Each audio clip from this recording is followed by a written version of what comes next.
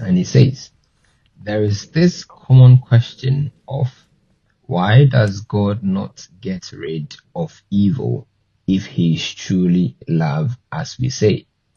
I want to hear your answer to that question.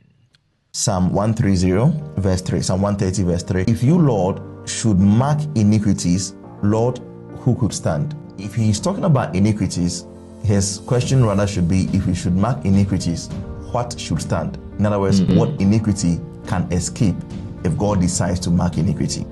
But when David talked about iniquity, which literally means wickedness, he went ahead to say that if God should mark iniquity, who among men will stand or will escape?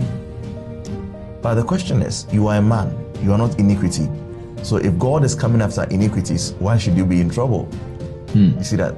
It is because the nature of sin or the nature of evil is such that the product of evil is inseparable from the vessel of evil.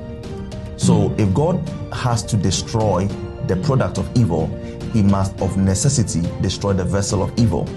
And that is why David said, in that case, none of us would stand, because there is no iniquity that is not traceable to an iniquiter. Allow me to use that word. But that is to say, there is no sin that is not traceable to a committer of that sin. The product of iniquity and the vessel of iniquity are inseparable. God will not judge the iniquity apart from the vessel who committed that iniquity. We have prisons in our world, right? And we have criminals and we have crime. Now, if a person commits a crime, why do we imprison the criminal and not the crime? It is because crime has no place if there is no criminal. And you can't get rid of crime unless you get rid of the criminal. If God needs to get rid of every single evil in the world, that means every single person who is a potential candidate for the expression of evil must of necessity be gotten rid of.